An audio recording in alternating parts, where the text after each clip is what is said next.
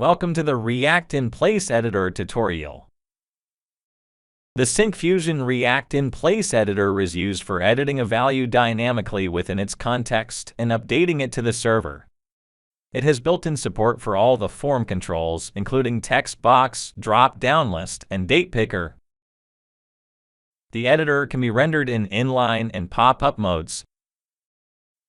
In this video, I will show you how to create a React tab and add the Syncfusion React In-place Editor component.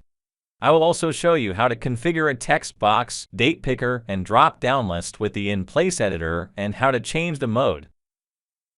Before proceeding, make sure you have installed the latest versions of Node.js and React. I'll be using Visual Studio Code as my editor and showing the output in the Chrome browser. First, I open Visual Studio Code and create a React application using the npx create React app command. I name it my React app. Since I want to create the app with TypeScript, I add the template TypeScript.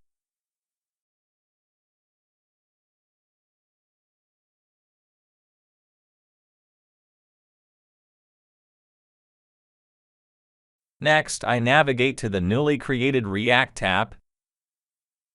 To use the React In-place Editor component, I type the npm install at Syncfusion /ej2 React In-place Editor -- save command to install the package.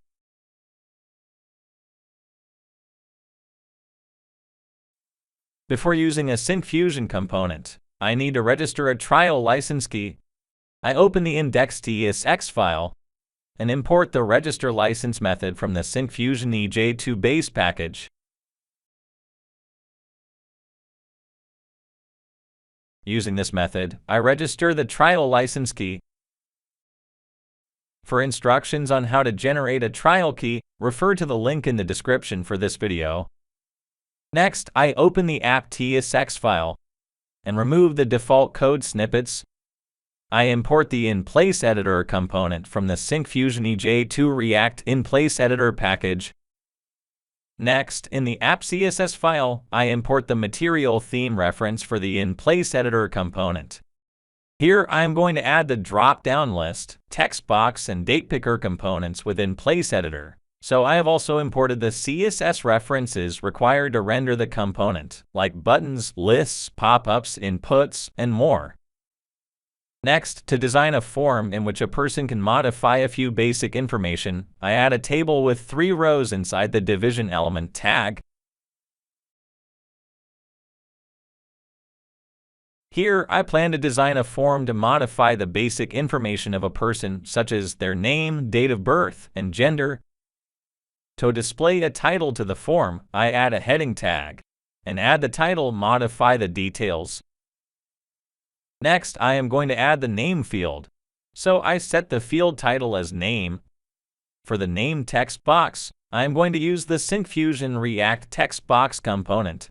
By default, the React text box component is rendered in In-place Editor with type property sets as text. So, within the table row tag, I add the In-place Editor component with the type text. To add a placeholder for the text box, I define an object, textModel, and set the placeholder property to enter your name, which will be displayed in the text box as its description. Then, I assign this object to the model property. To align the component, I add the margin style in the app.css file. Now, save the changes and run the application using the npm start command. Looking here, a text box is displayed to add the text. If I want to show the default input value in the text box, in the In-place Editor tag, I add the value property and set the appropriate value to it. Here you can see the defined input value initially. Next, I will show you how to add the DatePicker component to set and modify the date of birth. In the second row, I set the field name as date of birth. Then, I add the In-place Editor component with the type date. To add the placeholder text, I define the date model object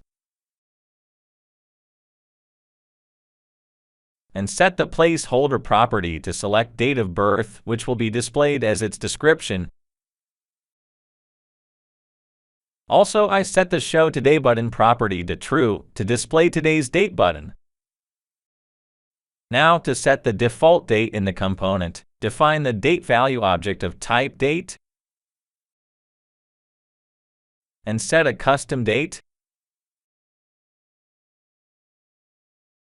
Then, I assign the date model object to the model property and date value object to the value property of the In-place Editor component tag. See here, the In-place Editor component shows the DatePicker with the default date.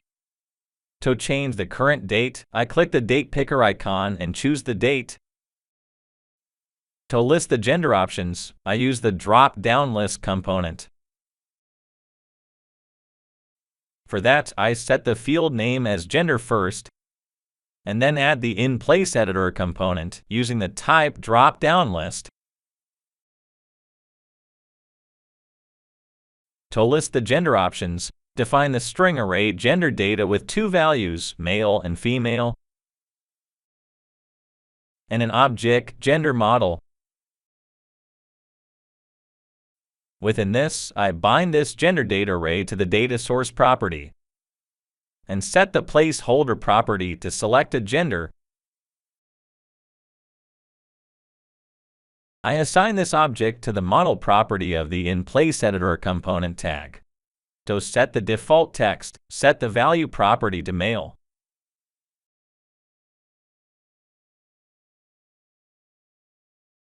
See the drop-down list displayed with the default value male. You can also change the options in the list. By default, the pop-up mode is rendered when the editor opens, but you can also change the mode to inline. To do that, set the mode property to inline in the drop-down list. Now, see the editor is displayed in inline mode in the gender field when editing the input values. Notice here, by default, the In-place Editor input element is highlighted with a dotted underline to show an interactive UI. To remove the dotted line, set the data underline property to false. Now, there is no dotted line in the gender field. In this video, I have shown you how to add the Syncfusion React In-place Editor component to a React application. I also showed you how to integrate TextBox, DatePicker, and Dropdown List components, and how to change the editor's mode.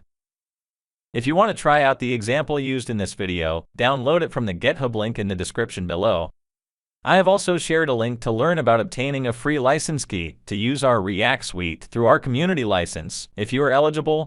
Thank you for watching this video. If you found it helpful, please like and subscribe to our channel.